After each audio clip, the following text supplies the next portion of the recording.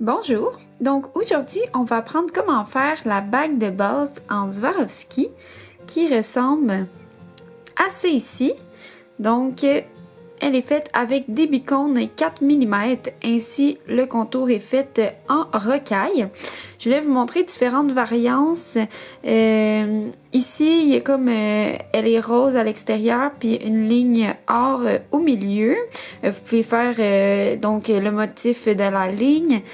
Sinon, il y a aussi la possibilité de faire comme des petites fleurs. Donc là, c'est des petites fleurs roses avec le centre noir.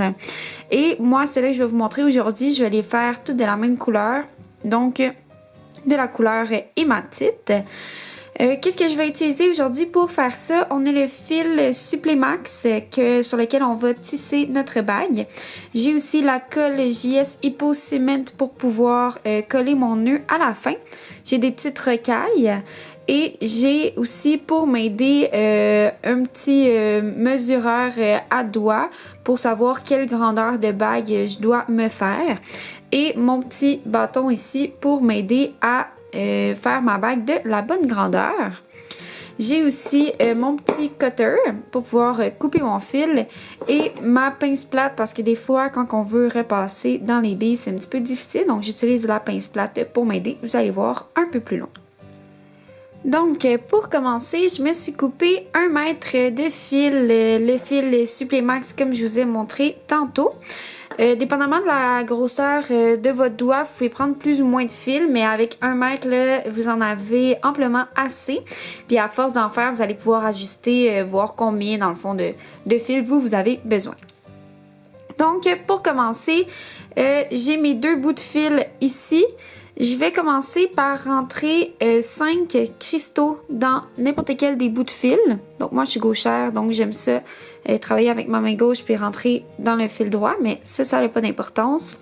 Donc on va commencer par en rentrer 5 dans mon fil.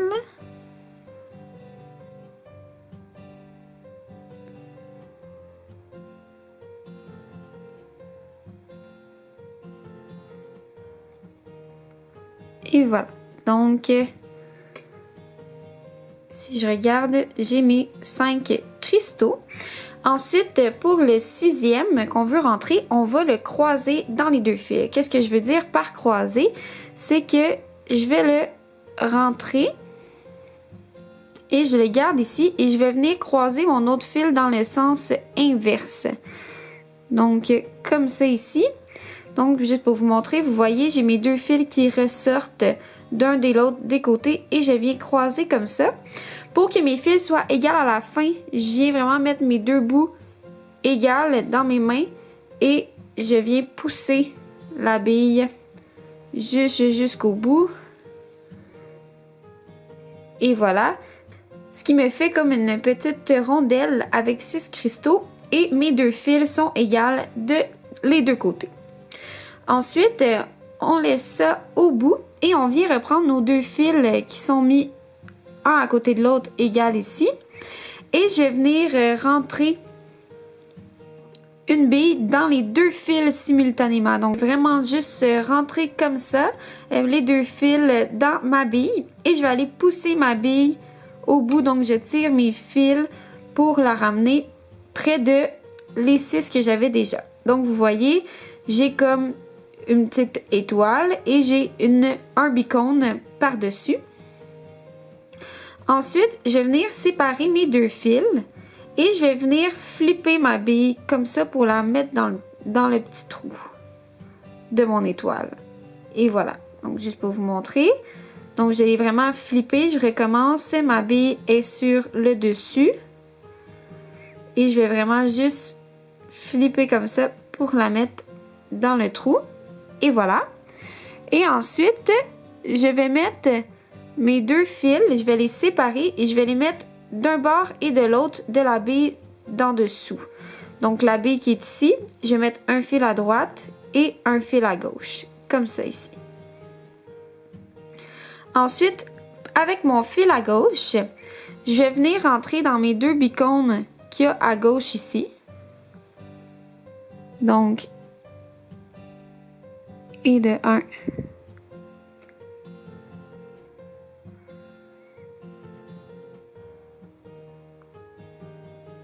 et de 2. Et voilà, donc mon fil ressort en haut et je vais venir faire la même chose avec mon fil de droite. Je vais venir rentrer dans mes 2 bicônes à droite.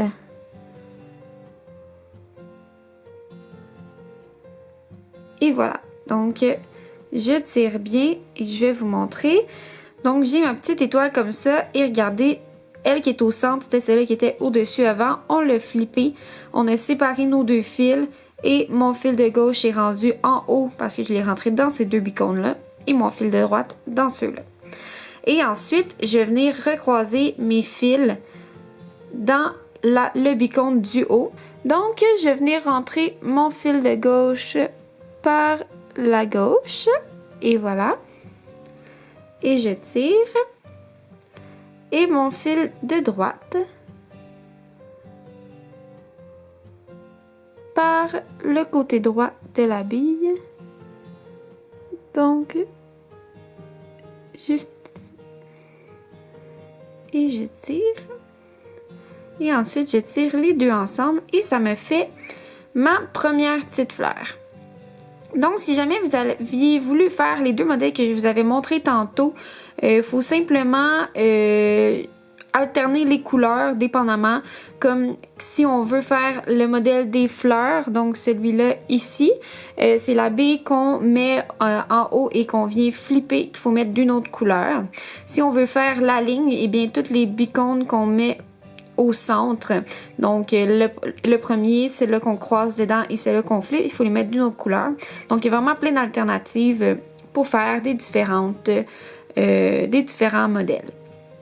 Donc, ensuite, on continue. Dans le fond, le modèle qu'on fait, c'est le modèle de la bague de base et il y a 3 fleurs au total. Donc, maintenant, on a déjà la bille qui va comme au centre. Donc, on va seulement mettre 2 bicônes à droite et 2 bicônes à gauche. Donc, 2 bicônes dans chaque fil de chacun des 2 côtés. Donc, j'ai mis 2 bicônes à droite. Et je vais mettre 2 bicônes à gauche. Et voilà. Et je les fais descendre. Et ensuite, comme tout à l'heure, on vient mettre un dernier bicône. Et voilà, qu'on va venir croiser notre fil, donc le rentrer du côté opposé. Et voilà. Donc, j'ai croisé dans les 2 et je viens tirer au maximum. Là, on n'a pas besoin de se soucier du fait que nos fils soient égaux, considérant que notre projet est déjà commencé. Donc, j'ai ma fleur, ma première petite fleur et ensuite, j'ai mon autre anneau. Ce qu'on fait encore, c'est qu'on va venir chercher nos 2 bouts de notre fil. Et voilà, que j'ai ici. Et je vais venir rentrer un bicône dans mes 2 fils et voilà que je vais venir tirer jusqu'au bout pour arriver près de mon anneau comme ça. Et ensuite, encore une fois, ce qu'on fait, c'est qu'on vient flipper. Donc là, ma bille est rendue au centre et je viens séparer mes fils des 2 côtés. Et voilà. Donc, j'en mets un du côté gauche et un du côté droit. Je pense que vous voyez bien ici. Ensuite, donc, mon fil du côté gauche, je vais venir le rentrer dans les 2 bicônes à gauche. Donc, le premier juste ici. Et le deuxième juste en haut. Ensuite, de l'autre côté, je vais venir rentrer dans les 2 bicônes à droite. Donc, le premier. Et le deuxième.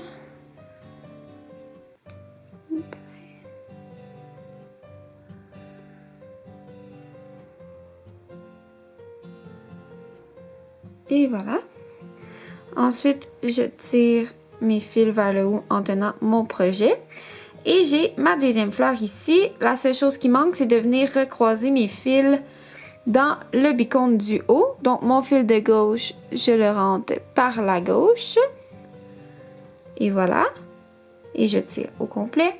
Et mon fil de droite, je le rentre par le côté droit de la bille. Et je tire au complet. Et voilà, mes deux fils ressortent. Je tire bien des deux. Tirez pas trop fort, mais vous pouvez tirer quand même bien. Et voilà, on a notre deuxième fleur. Ensuite, on va faire la troisième. C'est la même chose. Et ensuite, on va être prête à faire le contour. Donc, on va faire la troisième fleur.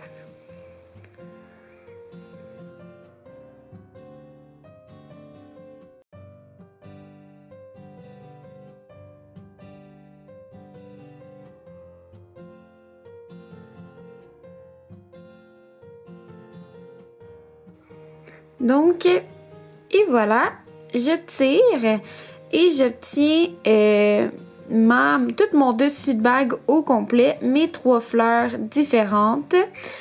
Et voilà, donc ça vient se placer sur le dessus de la main. Donc, on est rendu à faire notre contour. Moi, pour savoir vraiment laquelle grandeur j'ai besoin, j'aime bien mesurer avec mon petit mesureur à doigt. Comment ça fonctionne, c'est que je viens juste le rentrer comme ça ici. Et je décide quel doigt que je veux. Moi, je vais le mettre dans mon doigt du milieu. Donc, je viens serrer et je viens tester. Moi, je sais que je suis environ un 6. Donc, voilà. Et là, on peut venir tester vraiment. Est-ce que la bague, elle s'enlève bien comme ça? Oui. Juste à côté de la petite flèche, ça vous dit quelle grandeur vous êtes. Donc, moi, c'est un 6, ça va jusqu'à très grand, donc peu importe, oui, très petit aussi, donc peu importe notre grandeur de doigt, on peut très bien mesurer avec ça. Et voilà, donc je sais que je dois faire un 6, donc je vais pouvoir utiliser mon petit bâton à bague. Et quand je vais avoir fait mon contour, je vais pouvoir tester et venir voir si j'arrive bien à 6 qui est juste ici.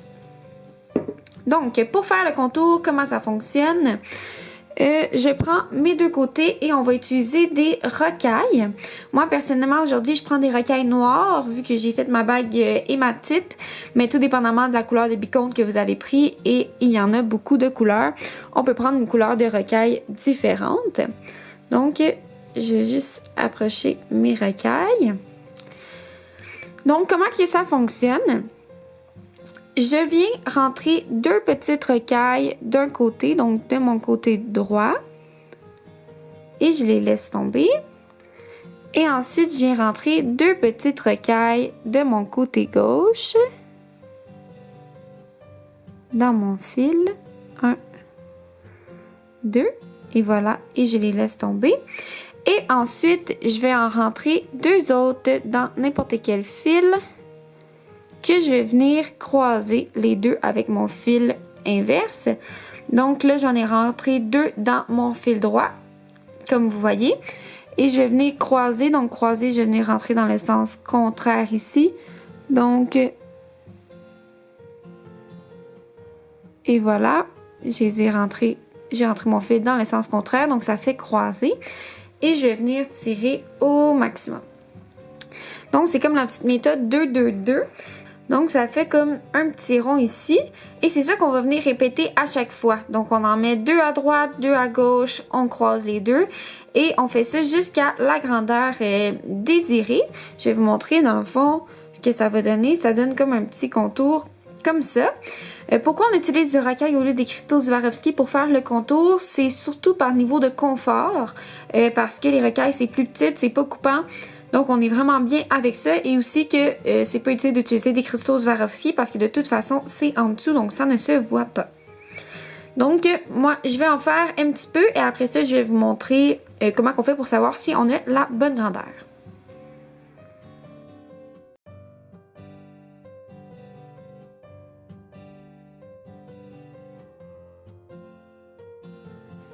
Donc, j'ai continué et je suis rendue à 8 anneaux. Moi, personnellement, je sais qu'il m'en faut environ 9 pour me faire ma grandeur de bague, donc un 6. Donc, je sais que là, c'est ma dernière anneau qui me reste. Quand on arrive à la dernière, ce qu'on veut faire, et quand on veut aussi simplement tester, voir si c'est assez grand, on va, ou assez, ou trop grand, ou peu importe, on va mettre 2 rocailles d'un côté, donc du côté droit, et 2 rocailles de l'autre côté aussi. Donc, comme quand on commence, sauf que là, on ne va pas venir croiser 2 rocailles encore. On va venir plutôt croiser de l'autre côté dans le bicône. Donc, nous, on est ici, on est parti du bicône de ce côté-ci, donc d'en bas. Donc, on va venir de l'autre côté et on va venir croiser dans ce bicône-ci. Donc, je rentre un côté et je vais venir rentrer l'autre côté. Et voilà, je tire. Et voyez ce que ça fait. Ça nous met notre bague. Donc, juste pour vous montrer mieux, dans le fond, j'avais 2 rocailles d'un côté, 2 rocailles de l'autre. Et je suis venue croiser dans le bicône. Ensuite, si vous voulez tester pour voir si c'est la bonne grandeur, surtout la bague pour mesurer les doigts et le bout en plastique, c'est vraiment pratique aussi, surtout quand on veut faire des bagues pour les autres. Parce que là, on pourrait simplement aussi mesurer dans notre doigt, voir si ça fonctionne. Mais quand on fait pour les autres, c'est pas bon. Donc, on vient juste ça et on vient à côté. On veut pas venir pousser, pousser, pousser. On veut vraiment tenir fort nos fils pour pas que ça se défasse. Et on vient juste à côté de la bague. Et vous voyez, moi j'arrive vraiment à un 6. Si je commence à forcer, oui, je peux descendre plus loin. Mais on veut vraiment juste venir faire tomber la bague. Et moi j'arrive à un 6. Si jamais ça l'arriverait trop haut, vous voudrez que vous fassiez d'autres anneaux encore. Si c'est trop bas, vous devriez enlever des anneaux. Mais moi, ça me semble la grandeur parfaite. Et considérant que c'est pour moi, je peux bien tenir mes fils et venir le tester dans mon doigt. Et oui, ça sent bien, ça ne semble pas trop lousse, pas trop serré. Donc, c'est parfait. Ma bague est la bonne grandeur. Tout ce qui reste, c'est de venir repasser. Qu'est-ce que je veux dire par repasser? C'est qu'on va venir, avec nos fils, repasser dans chacune des rocailles de notre contour. C'est vraiment le contour qui est le plus important. Si vous voulez, vous pouvez aussi passer dans le motif en Swarovski. Donc, vous pouvez venir repasser aussi le dessus de la bague. Ce que je fais, moi, quand je repasse le dessus, je viens passer sur les rocailles extérieures et je viens croiser ici les rocailles extérieures et je viens croiser. Donc, je mets de passer dans la rocaille du centre. Ça serait un peu trop compliqué de refaire encore le même design et ça s'en viendrait difficile de passer dans les cristaux parce qu'il faudrait croiser plusieurs fois. Donc, si vous voulez repasser dans le centre, juste repasser les côtés et croiser. Ça vient solidifier la bague, donc c'est toujours bon. Mais je vous conseille fortement de venir repasser dans le contour, considérant qu'on manipule beaucoup avec nos mains. Et ça, c'est dans le creux de la main, donc ça peut s'irriter facilement. Donc, on va venir repasser. Donc, on part de l'autre côté. On vient rentrer dans les 2 rocailles du début. Ça peut sembler long, mais je vous dis, c'est pas si long que ça. De repasser, ça se fait très bien et on est sûr, ça solidifie notre projet, donc on est content. Donc, on va venir repasser toute la bague et je vais vous expliquer ensuite comment la fermer. Vous allez voir, en repassant, en faisant le contour, peut-être que vous allez avoir de la misère à passer votre fil dans les billes, considérant qu'on a passé déjà beaucoup de fois. Donc, je vous conseille, comme je vous avais parlé au début, avec ma pince plate. Donc, quand vous venez pour rentrer, si par exemple, là j'ai eu de la facilité à rentrer parce que je suis au début, mais si par exemple vous avez de la difficulté, moi je viens prendre une pince plate et voilà, et je vais venir aider à rentrer. Donc, je vais prendre mon fil ici, si par exemple il rentre pas, et je vais venir essayer de pousser avec une pince pour le rentrer.